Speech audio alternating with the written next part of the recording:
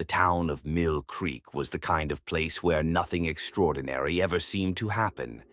Tucked between rolling hills and endless stretches of farmland, it was the kind of community where everyone knew everyone else, where Friday night football games drew nearly the entire population, and where rumors traveled faster than the school bus on a downhill road.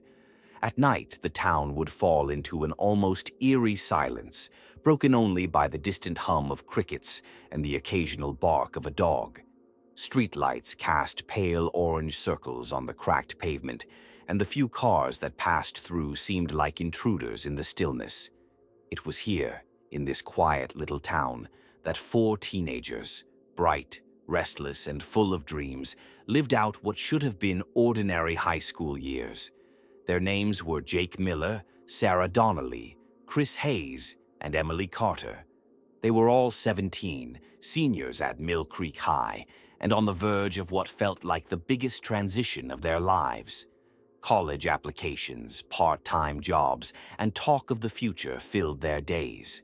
But at night, when the pressures of school faded, they were just kids chasing freedom wherever they could find it.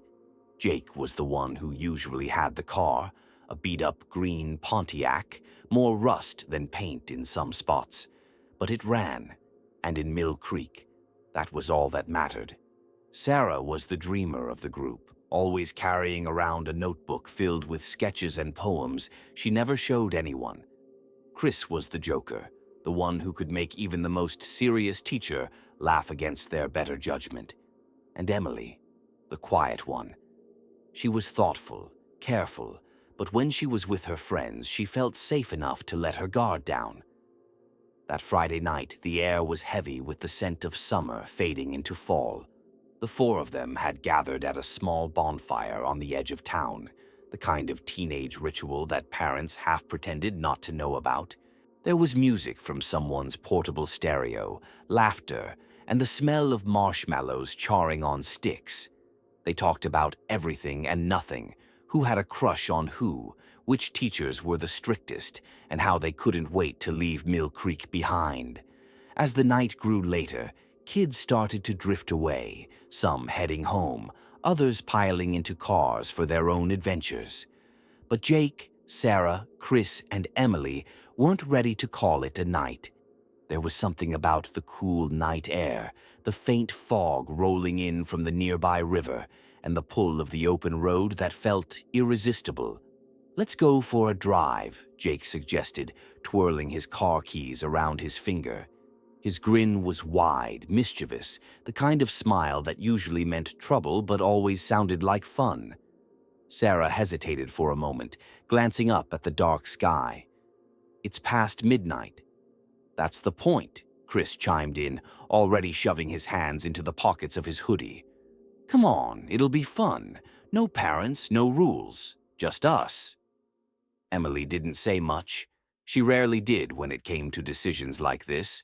Instead, she looked at her friends, Jake's eager eyes, Sarah's reluctant smile, Chris's playful shove at her shoulder, and finally nodded. Moments later, the four of them were climbing into Jake's Pontiac, the seats worn and creaking beneath their weight. The headlights cut through the mist as the engine roared to life, startling a pair of deer on the side of the road. They pulled away from the edge of town, laughter spilling from the open windows, carried into the night by the cool September breeze. The roads outside Mill Creek were long and winding, flanked by thick forests that seemed to grow darker the farther they drove. Every turn took them deeper into silence, away from the scattered glow of houses and into the wilderness. Jake tapped the steering wheel in rhythm with the music. Sarah leaned her head against the window and watched the trees blur by. Chris cracked jokes from the back seat, and Emily sat quietly, soaking it all in. For them, it was just another late-night drive, something they had done before and would surely do again. But for Mill Creek, it was the last time anyone would ever see the four of them alive. The next morning, when their beds were found empty, their phones unanswered, and their car nowhere in sight, the silence of the small town would no longer feel peaceful. It would feel suffocating. And the questions, The endless, unrelenting questions would haunt Mill Creek for the next 20 years. The Pontiac rattled as Jake steered it down the narrow two-lane road that cut through the outskirts of Mill Creek. The old car wasn't built for speed, but on these back roads, speed wasn't the point. It was about the freedom, the thrill of being young and untethered, of driving without a destination. The headlights carved out a pale tunnel through the fog, illuminating swirls of mist that seemed to part reluctantly as the car moved forward. Chris leaned halfway out the back window, shouting into the night air, "Mill Creek, you'll never see us again!" His laughter echoed in the trees before Jake yanked him back inside. "Sit down, idiot," Jake muttered, but there was no real anger in his voice. He was laughing too. Sarah fiddled with the stereo, finally finding a station that wasn't just static. A soft rock ballad played, the kind of song that would be forgotten tomorrow, but in that moment it felt like their anthem. She tapped her fingers on her knees, gazing at the blur of forest rushing past. Emily sat in the back beside Chris, her hands folded tightly in her lap. She wasn't afraid, at least not yet. But she had a strange feeling in her chest, a sense of unease she couldn't quite name. Maybe it was just the fog, the way it seemed thicker tonight than usual, curling like smoke between the trees. Or maybe it was the way the woods pressed in on either side, vast and endless, as though they could swallow the car whole. "You guys ever think about just driving?" Jake said suddenly, his eyes fixed on the road ahead. "Like, not turning back. Just keep going until we're somewhere new." Chris smirked. "What, and leave Mill Creek behind? Who would miss us?"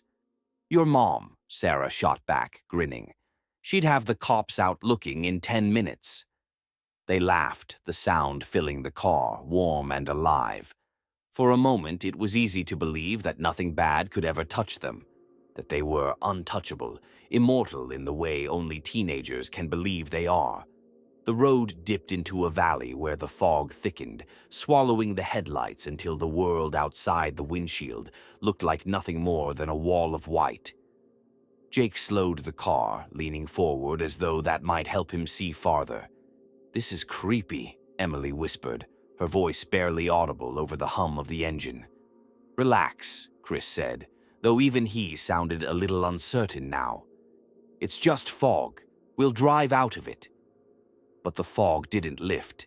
It clung stubbornly to the car, muting the sound of the tires on the asphalt, muffling the music from the stereo. The world felt smaller, confined, as if the car was adrift in a sea of smoke. Jake turned down the music. "Seriously, though, doesn't it feel like, I don't know, like we're the only ones out here?" Sarah leaned forward in her seat, peering through the glass. "It does," she admitted, "like no one would even know if we—" She cut herself off, realizing how dark her words sounded. "If we what?" Chris pressed, grinning. "Vanished? Got abducted by aliens? Became one of those unsolved mysteries people talk about 20 years later?" "Shut up," Emily said softly, though her tone lacked conviction. The thought had already taken root. The idea of vanishing, of simply ceasing to exist, lingered in the air like the fog itself. They drove on, the minutes stretching into something that felt both endless and fleeting. The road wound deeper into the forest, farther from town, until the last glow of streetlights was nothing but a memory. Occasionally, an animal's eyes would flash in the beams of the headlights. Raccoons, deer, something smaller that darted away before they could identify it. At one point, Jake pulled the car over to the side of the road, cutting the engine. The sudden silence was startling, the kind that made every breath feel too loud. The four of them sat there, listening to the stillness. "Why'd you stop?" Sarah asked, her voice sharp. Jake shrugged. "I just wanted to see what it felt like, out here, with nothing." Chris laughed nervously. "It feels like a horror movie. Let's not wait for the chainsaw guy to show up, okay?" Emily shivered. She was staring out the window, but there was nothing to see, just the shifting fog, the faint outline of trees. Yet she couldn't shake the feeling that something or someone was out there, watching. After a few minutes, Jake restarted the car, and the moment passed. They drove on, none of them speaking for a while. The laughter had faded, replaced by a quiet tension none of them acknowledged out loud. Hours later, or maybe it was only minutes, time had blurred in the fog. They approached a curve in the road that wound sharply along the edge of a marshy stretch of land. Jake slowed, his knuckles tightening on the wheel. The car's headlights caught the gleam of water pooled near the edge, black and still. And then, silence. What happened next would be pieced together only through speculation, theories whispered over the next 2 decades. For on that night, somewhere along that lonely, fog-drenched road, the 4 teenagers disappeared. The morning sun rose slowly over Mill Creek, casting long golden beams across the quiet streets. On any other Saturday, the town would have been alive with routine. The smell of fresh coffee brewing in kitchens, the sound of lawnmowers starting up, the chatter of kids riding bikes down the cracked sidewalks. But in 4 separate houses, scattered across town, an unease had begun to take root. At the Miller residence, Jake's mother, Linda, was the first to notice. Jake wasn't in his room. His bed was still neatly made, the way it had been the afternoon before. His shoes, the ones he had worn to the bonfire, were gone, and so was his jacket. At first, she wasn't alarmed. Teenagers stayed over at friends' houses all the time. She assumed he had crashed on someone's couch after the party. Still, she dialed his number, expecting his groggy voice to answer. Instead, she got only the dull, repeating tone of an unanswered call. Across town, Sarah's father, Tom Donnelly, knocked on his daughter's door and found it empty. Sarah's sketchbook still lay open on her desk, a pencil resting diagonally across the page. Her phone was on the nightstand, but when he tried to unlock it, he realized the battery had died sometime during the night. He frowned, rubbing the back of his neck. Sarah wasn't the type to vanish without a word. By mid-morning, Chris's mother was pacing her kitchen. She had expected her son to stumble in around sunrise, cracking jokes to mask his exhaustion, but there had been no sound at all. She called his friends, then their parents. Each conversation ended with the same uneasy revelation. No one knew where any of them were. It was Emily's mother, Margaret Carter, who felt the panic first. Emily was her youngest, her quiet child, the one who always checked in, even if it was just a short text. Margaret walked from room to room, as though her daughter might materialize if she looked hard enough. When she realized Emily's purse was still sitting by the door, untouched, her heart sank. By noon, the calls had multiplied. Parents phoned one another, voices tight with worry. Some insisted it was nothing. Teenagers had a way of losing track of time. Maybe they had gone camping, or maybe they were at someone's cabin by the lake. But the excuses began to crumble under the weight of silence. Hours stretched on, and none of the 4 returned home. The police were contacted by late afternoon. At first, the response was cautious. Teenagers went missing all the time, especially in small towns where the lure of freedom and rebellion pulled strong. But as evening fell and no trace of the Pontiac appeared on the roads or in driveways, the tone shifted. Officers began making calls of their own, speaking to neighbors, asking about the night before. The bonfire was quickly brought up. Other teens recalled seeing Jake, Sarah, Chris, and Emily together, laughing and talking, before they had piled into Jake's car. Some said they remembered the Pontiac pulling away, headlights vanishing into the trees. No one had seen them after that. By nightfall, a search party was forming. Volunteers gathered at the high school gym, flashlights in hand, ready to comb the back roads and wooded areas around town. Parents clutched each other's hands, trying to stay strong, though their eyes betrayed the fear building inside. Linda Miller spoke through trembling lips. "Jake always comes home. Always. He wouldn't just vanish." Tom Donnelly rubbed his temples, pacing. "Maybe the car broke down. Maybe they're stuck somewhere without a signal. But Margaret Carter was already crying, her voice breaking as she whispered, "Something's wrong. I can feel it." As the hours dragged into another sleepless night, Mill Creek began to change. What had once been an ordinary, safe town now felt uncertain, fragile. The absence of 4 teenagers, 4 familiar faces, hung heavy in the air. Neighbors who once greeted each other with smiles now exchanged wary glances, wondering what had happened out there on the dark, foggy roads. The next morning, the headlines would confirm what everyone already feared: 4 local teens missing after Friday night out. And though the search was only just beginning, the questions, the ones that would haunt this town for decades, had already taken hold. Where had they gone? Why hadn't they come home? And most of all, would they ever be found? The first official search for the missing teenagers began at dawn on Sunday. The sheriff's department had called in additional units from neighboring towns, and by the time the sun burned through the morning fog, dozens of volunteers had already gathered in the school parking lot, ready to join the effort. Pickup trucks arrived one after another, beds loaded with bottled water, lanterns, and extra flashlights. People brought their hunting dogs, leashes tight in their hands, as if the animals could sniff out the trail that humans could not. Sheriff Douglas, a tall, weary man with thinning hair, addressed the crowd through a megaphone.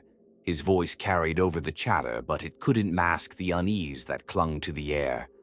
"We're looking for 4 missing teenagers: Jake Miller, Sarah Donnelly, Chris Hayes, and Emily Carter. Last seen late Friday night, leaving the bonfire near Hollow Creek Road. They were in a green Pontiac, model year around 1984. If you spot the car or anything that looks unusual, don't touch it. Call it in." Maps were handed out, sections divided into grids. The volunteers were assigned in groups of 10, each with a deputy to guide them. The plan was simple: comb the back roads, the forest trails, the riverbanks. Leave no stone unturned. As the search began, Mill Creek seemed to hold its breath. Families stood on their porches, watching the procession of trucks and vans heading into the woods. Some whispered prayers. Others simply stared, as though trying to will the teenagers back home. In the dense forests, the air was damp and heavy. Boots sank into soft earth, twigs snapped underfoot. Volunteers called out the names of the missing, their voices echoing through the trees. "Jake, Sarah, Chris, Emily." The calls were met with nothing but the distant rustle of leaves and the occasional cry of a bird startled from its perch. Helicopters circled overhead, their rotors chopping the air. From above, the searchers looked like ants moving in slow lines, scouring every patch of green. Pilots scanned the landscape for any sign of tire tracks, a flash of metal, or the unnatural disturbance of soil. But the forest was stubborn, its secrets buried beneath layers of brush and shadow. By midday, the searchers had covered miles of road and riverside. A few false alarms only deepened the tension. An abandoned jacket that turned out to belong to a hunter, a set of tire tracks that led nowhere, a rusted-out vehicle half buried in weeds that wasn't the Pontiac. Each discovery brought a surge of hope, followed swiftly by crushing disappointment. At the Miller home, Linda sat by the phone, her hands trembling every time it rang. Each call brought news, none of it good. "Nothing yet," deputies reported. "We're still looking." The words were meant to reassure, but to Linda they felt like weights dragging her further down into despair. Tom Donnelly, usually a man of few words, found himself pacing his living room, muttering to himself, "Cars don't just disappear. Kids don't just disappear. Somebody saw something." But when he tried to cling to that logic, it slipped through his fingers. If someone had seen something, why hadn't they come forward? By late afternoon, exhaustion set in. Volunteers wiped sweat from their brows, their voices hoarse from calling into the trees. Some wanted to keep going, but the sheriff ordered them to regroup. Search parties were rotated out, new ones assembled. The hunt would continue into the night, with floodlights and generators set up at the base camp. That evening, as darkness crept back over Mill Creek, the town seemed transformed. Roads that once felt familiar now looked sinister under the glow of headlights. Parents locked their doors, their gazes flicking nervously toward the forests that bordered the town. Rumors began to spread like wildfire. Some claimed the teenagers had been spotted at a gas station an hour away. Others swore they had seen the green Pontiac speeding down a rural road at dawn. Each story added another layer of confusion, forcing the sheriff's department to chase shadows while the real answers remained hidden. At midnight, with the search still ongoing, Sheriff Douglas stood at the edge of Hollow Creek Road, staring into the endless blackness beyond the tree line. He rubbed his temples, feeling the weight of the entire town pressing down on his shoulders. 4 kids were gone, and despite all the manpower, all the lights, all the noise, they had found nothing. Behind him, Margaret Carter clutched a photo of Emily in her hands, refusing to leave the site. Her voice was soft, breaking, as she whispered into the darkness, "Please, baby girl, just come home." The forest gave no reply, only silence. And as the second night without the teenagers came to a close, an unspoken realization began to take hold in Mill Creek. Maybe they hadn't just gotten lost. Maybe something much darker had happened on that foggy road. By the 3rd day of the search, exhaustion wasn't the only thing settling over Mill Creek. Whispers were too. They drifted through grocery store aisles, church pews, and backyards like smoke no one could contain. Everyone had a theory, and no two were the same. At Maggie's Diner, the unofficial heart of town, locals huddled over coffee cups, lowering their voices when strangers walked in. An old man insisted he had seen a car like the green Pontiac at the old quarry the week before. A waitress swore she overheard Jake and Sarah arguing at the bonfire, suggesting maybe they'd run off together. Every detail, no matter how small, grew into a story. "Kids that age," one woman muttered, shaking her head. "Maybe they just decided they'd had enough of this place, packed up and left." Her friend leaned in closer. Without telling their parents? Without money? Without even packing clothes? No, something's not right. The word "not right" carried weight in Mill Creek. It was more than just a phrase. It was a warning. By midweek, rumors hardened into factions. Some townsfolk believed the teenagers had staged their disappearance as a rebellion against small-town life. Others whispered darker things, an accident covered up, or even foul play. The more superstitious leaned on old local legends, claiming Hollow Creek Road was cursed, a place where people vanished without a trace. In the Miller household, Linda couldn't bear to hear the gossip, but she couldn't escape it either. Even when she stepped outside to collect the mail, neighbors looked at her with eyes full of pity, or worse, suspicion.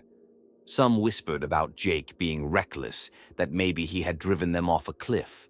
Others hinted that he had gotten mixed up in drugs. Linda would slam her door shut, shaking, furious that anyone could believe her son was capable of something so careless, so selfish. At the Donnellys, Tom tried to fight back against the rumors. Sarah was smart, he would tell anyone who would listen.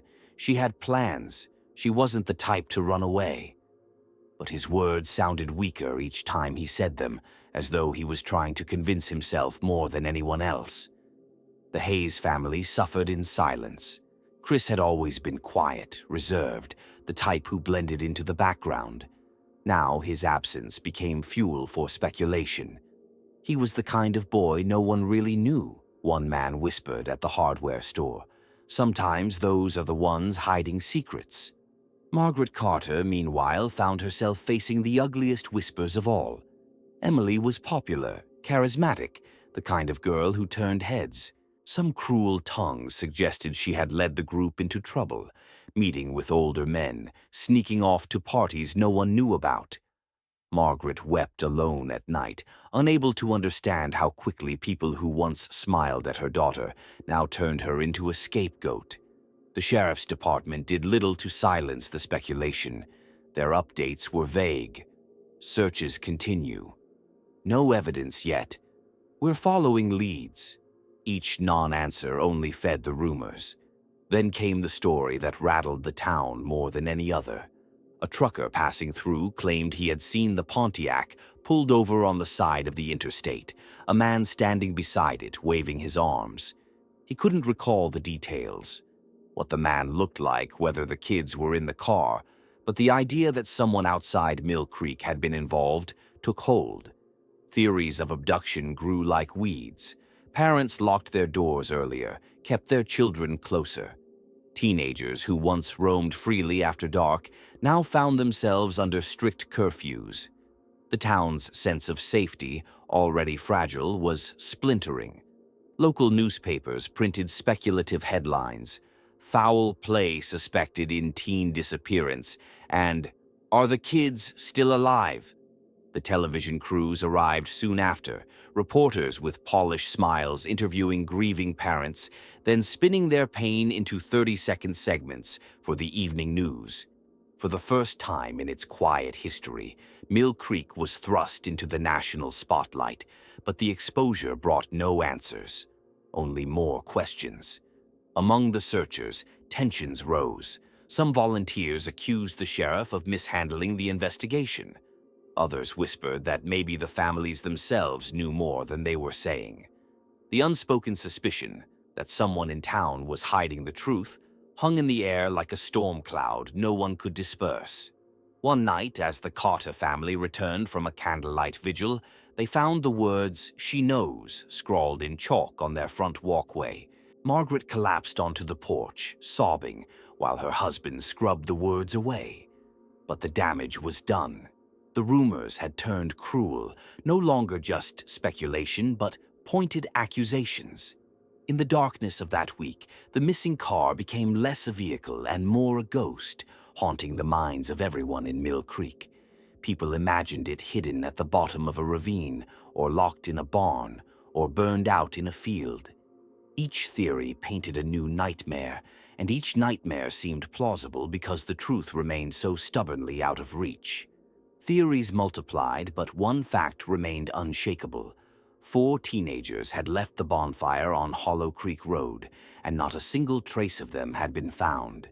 And with every rumor, with every whisper, the mystery only grew deeper. The investigation dragged into its second week, and the once hopeful search began to feel like a ritual with no purpose. Each morning, volunteers assembled at the sheriff's office, received assignments, and fanned out into the countryside.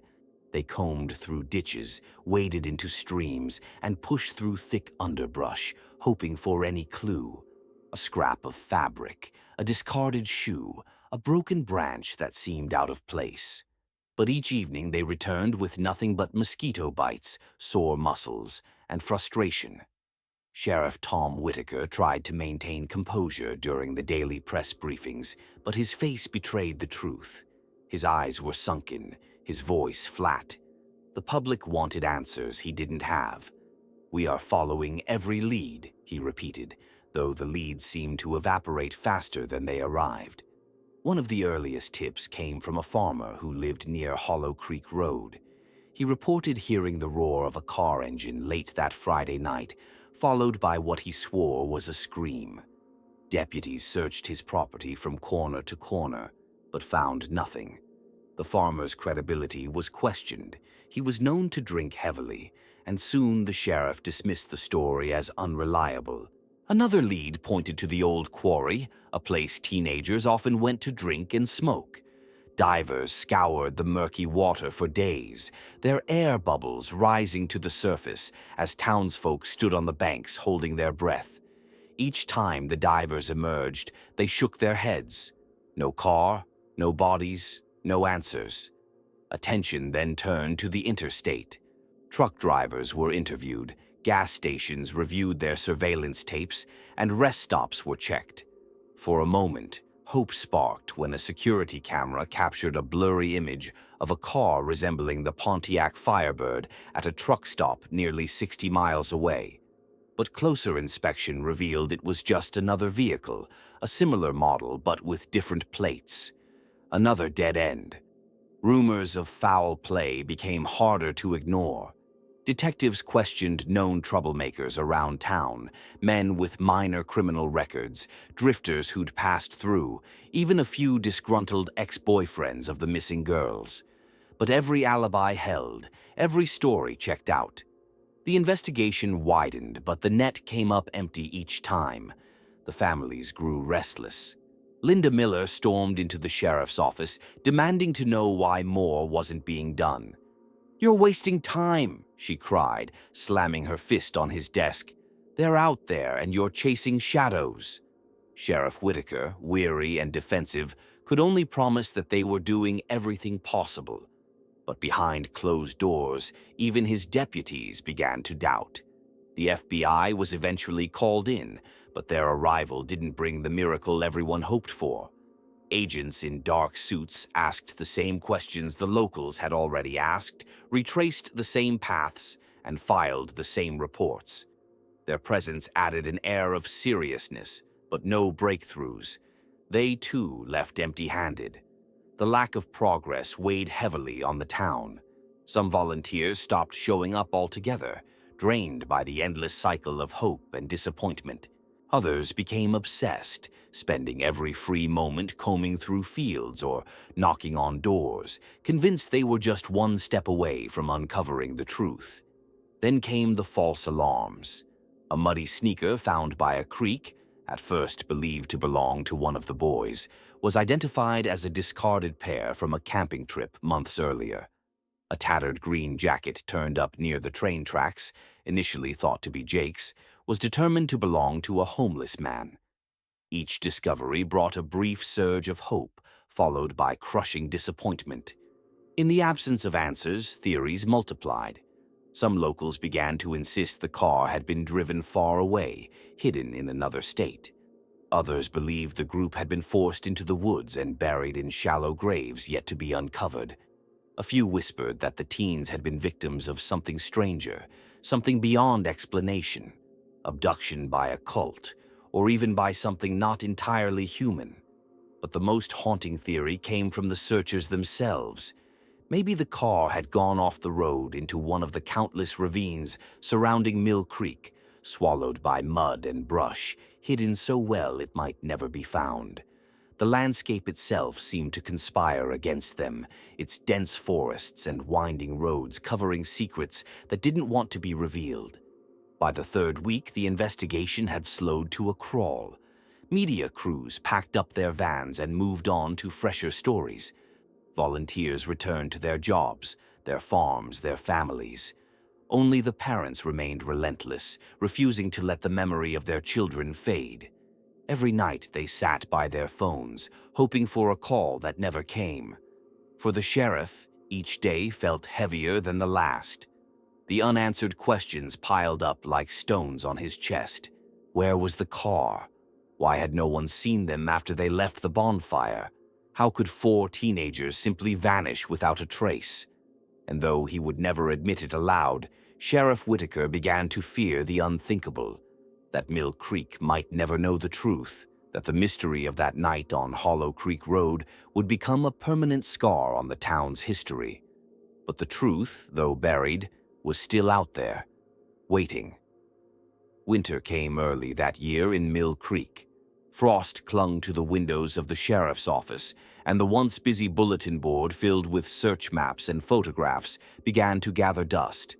The phone rang less often. Volunteers stopped calling.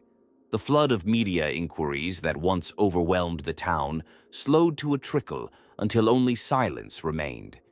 It had been 3 months since Jake, Sarah, Chris, and Emily vanished. The searches were officially scaled back, the phrase law enforcement used when they had run out of places to look. The case was no longer front-page news, replaced by fresher tragedies in other towns. The spotlight that had once burned bright on Mill Creek flickered out, leaving only the families to carry the weight of the unanswered. For the Millers, Christmas passed in muted silence.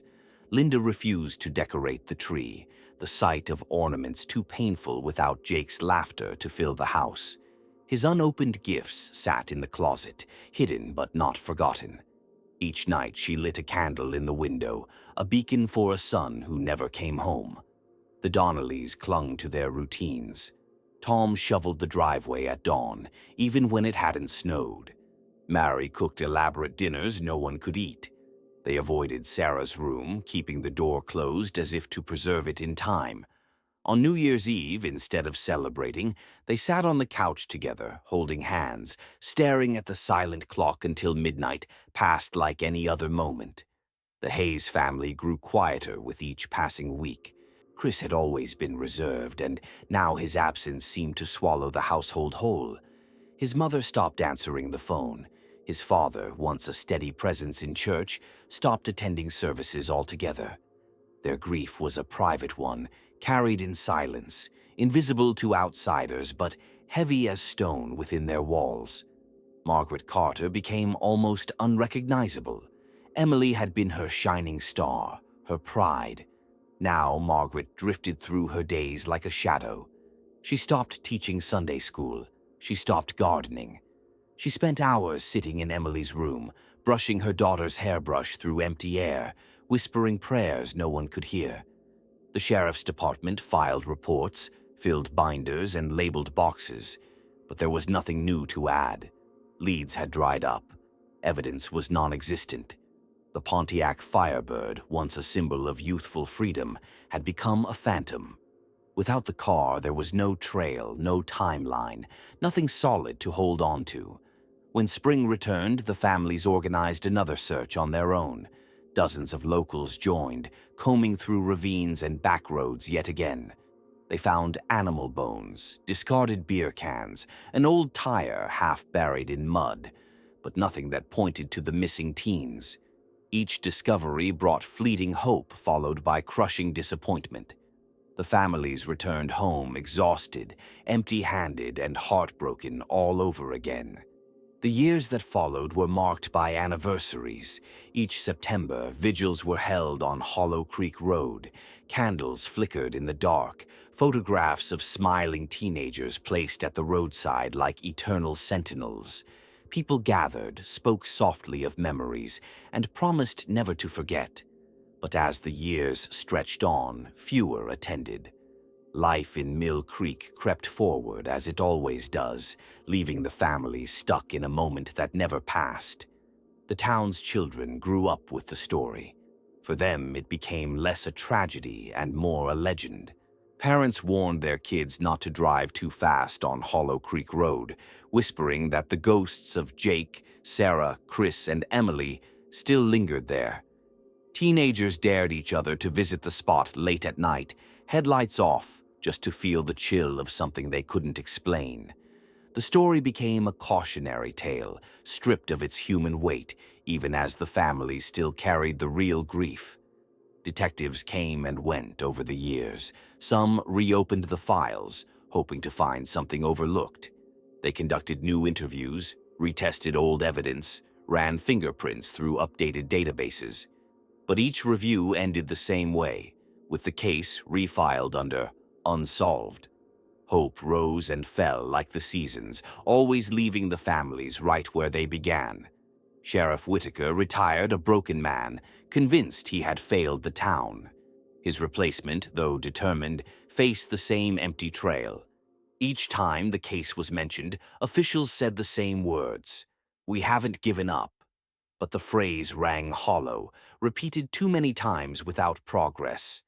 By the 20th anniversary, Mill Creek had changed. New families moved in, unaware of the weight the town carried. Old stores closed, new ones opened. Children who hadn't been born at the time of the disappearance now attended the same high school the four teens had once walked through. For many, the story was history, something that happened long ago, not a wound that still bled. But for the Millers, the Donnellys, the Hayes, and the Carters, The wound never closed. Their children remained frozen in time, forever 17, forever missing. Each birthday was a reminder of what should have been. Each holiday an empty chair at the table. The car was never found. The road remained silent. And though the world had moved on, the families could not. The disappearance of 4 teenagers on that late summer night lingered like a ghost, haunting Mill Creek, a mystery that refused to die.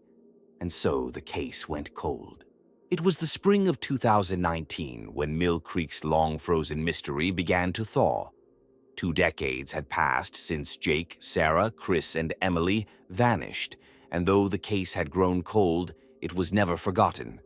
For the families, hope was a quiet ember, faint but still alive. They had stopped expecting answers, but deep down they never stopped yearning for them. The spark came from the most unlikely source, a construction project on the outskirts of town. A developer had purchased a stretch of land along Hollow Creek Road to build new houses. Heavy equipment was brought in, and crews began clearing brush, leveling ground, and carving paths where only trees and silence had stood before. On a gray Tuesday morning, a bulldozer operator spotted something glinting beneath the soil at the edge of a ravine. At first, he thought it was just scrap metal, maybe an old appliance or a rusted fence post. But as the machine pushed away more earth, the shape became clear. The curve of a bumper, the outline of a windshield, and the unmistakable skeleton of a car half swallowed by dirt and roots. The operator froze. The car wasn't just abandoned, it was buried. Sheriff's deputies were called to the scene within the hour. By the time they arrived, the crew had gathered at the edge of the ravine, staring down at the exposed roof of a once bright Pontiac Firebird, now dulled by rust and time. The vehicle was wedged at an angle, its nose buried in the earth as though it had plunged forward and never resurfaced. The news spread like wildfire. For the first time in 20 years, the name Hollow Creek appeared on headlines again.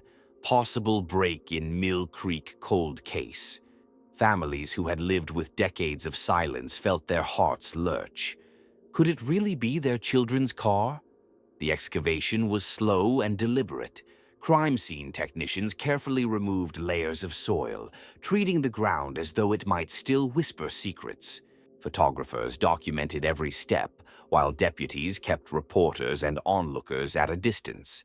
The air was thick with both anticipation and dread. When the car was finally freed from the earth, the truth became impossible to ignore. Though rusted and battered, the license plate was still legible. It matched the missing Pontiac Firebird. Sheriff Whitaker had been retired for years, but when he received the call, he drove out to the site himself. Standing at the edge of the ravine, his hands trembling, he whispered, "We finally found them." The interior of the vehicle was sealed off from the public. Tarps were raised, and deputies stood guard as forensic teams worked through the night. Inside the car, time had preserved a chilling story. Bones were found in the seats, 4 sets, 1 behind the wheel, 3 others crowded together. Personal belongings still lingered in the wreckage: a backpack, a broken necklace, a moldy Letterman jacket, and even a pair of glasses, their lenses cracked but intact. There was no doubt. The teenagers had been found. The discovery shattered the fragile equilibrium of Mill Creek. For 20 years, the town had learned to live with mystery, with questions that had no answers. Now, answers were finally emerging, but they came with grief reborn. For the families, it was as if the wound had been torn open again, raw and fresh. Linda Miller collapsed when the sheriff confirmed the car's identity. Tom Donnelly clutched Sarah's old diary to his chest, weeping in a way he hadn't in years. Margaret Carter, pale and shaking, whispered over and over, "Emily's coming home." The media descended on Mill Creek like vultures. Satellite trucks lined Main Street, reporters camped outside family homes, and the story once again took over national headlines. 20-year mystery solved, missing teens discovered in buried car. Cameras rolled as parents, older now with gray hair and weary eyes, gave interviews they had hoped never to give. But alongside grief came a different emotion: curiosity. How had the car ended up there? Why hadn't it been found earlier? And most importantly, was it truly just an accident, or had something darker taken place that night? Forensics offered the first hints. The car showed signs of a violent crash, its front end crushed, windshield shattered. The ravine where it rested was deep and thickly wooded, nearly impossible to spot from the road above. Investigators theorized that the teens had lost control of the vehicle after leaving the bonfire, skidded off the road, and plunged into the ravine, where the car was quickly hidden by mudslides and growing vegetation. It sounded plausible, almost too simple after years of elaborate theories. But not everyone was convinced. Some pointed out the missing skid marks, the odd angle of the car, the fact that no one had ever reported hearing the crash. Others whispered that if it were only an accident, why had it taken 2 decades to uncover?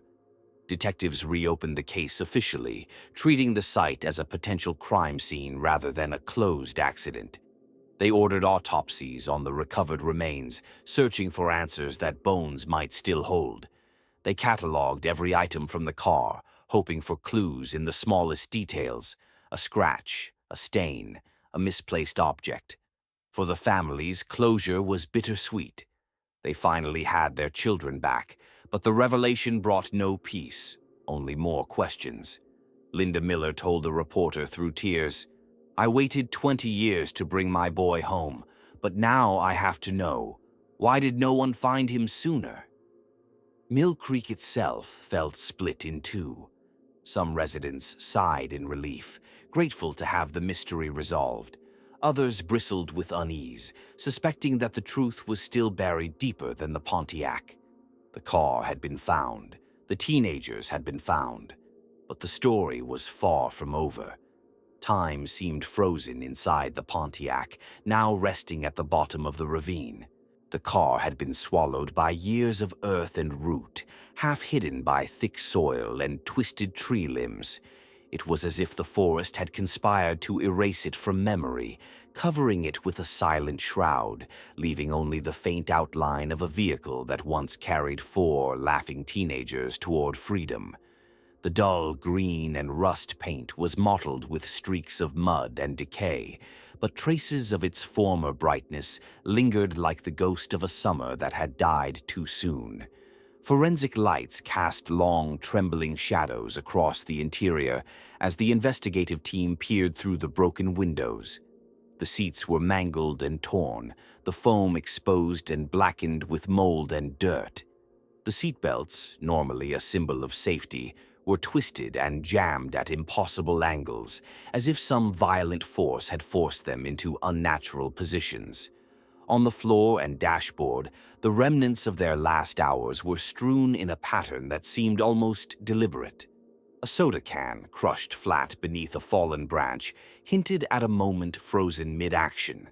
A page from Sarah's journal was crumpled and smeared with what looked like soil-stained moisture, yet even through the decay one could see the words she had written: half-formed poems, sketches of swirling clouds, dreams that now felt cruelly unrealized. Emily's glasses lay in the back seat, the lenses cracked in a starburst pattern, and the thin gold frame was bent almost beyond recognition. Nearby, Chris's hoodie was torn, one sleeve caught in the jagged metal of the door latch. Jake's jacket, once a bright olive green, was tattered and stiff with decades of exposure to the elements. The smallest items, the trinkets, a bracelet, a locket, had survived, worn and coated in grime, as if mocking the passage of time.